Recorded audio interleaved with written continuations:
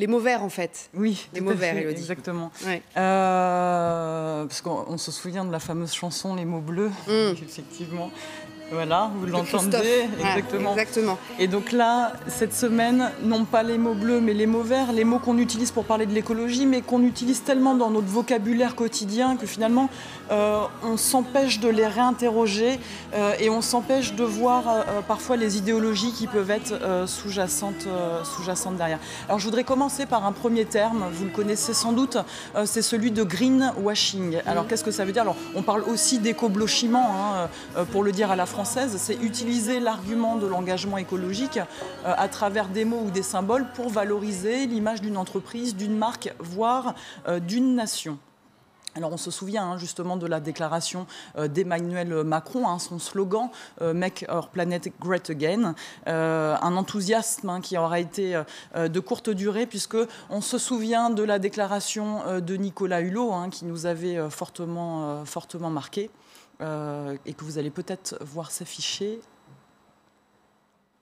Celui qui nous permettra de gagner cette bataille contre le réchauffement climatique, celui qui nous permettra de Make Our Planet Great Again. Nous avons pris à l'été dernier cette initiative, Make Our Planet Great Again, contribuer à l'appel à projet que nous avons lancé il y a quelques mois, Make Our Planet Great Again, en bon français.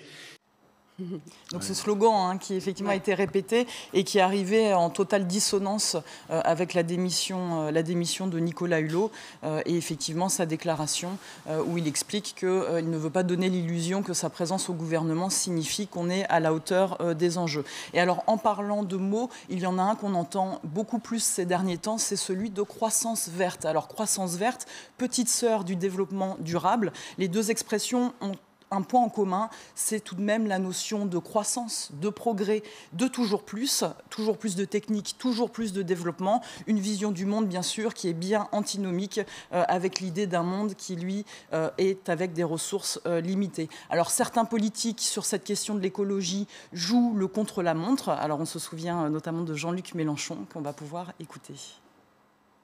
Que nous voici rendus au pied du mur. Cet été, des millions de personnes ont compris une vérité que les grands et les puissants aimeraient bien qu'ils ne voient pas. Le changement climatique est commencé, hélas, et c'est donc vers une situation entièrement et radicalement nouvelle que va l'humanité. Alors, réel engagement ou opportunisme, c'est vrai que la question de l'écologie au sein du débat politique, elle n'est pas neuve. On se souvient des déclarations de Jacques Chirac qui nous disait que la maison brûle, mais on regarde ailleurs. En tous les cas, ce qui est certain, c'est que la question écologique a du mal à se séparer de deux camps opposés. Les décroissants d'un côté versus les capitalistes, dont Trump est le meilleur représentant. On se souvient également de son tweet où finalement il dénonce une stratégie de la Chine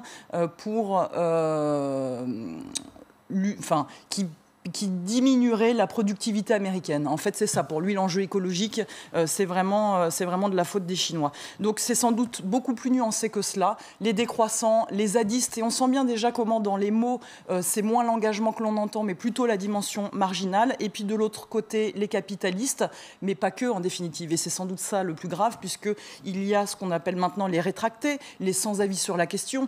Vous et moi, je ne regarde pas Yann Althusberger qui, lui, est beaucoup plus engagé. J'espère que vous avez un avis, quand même, mais, tous.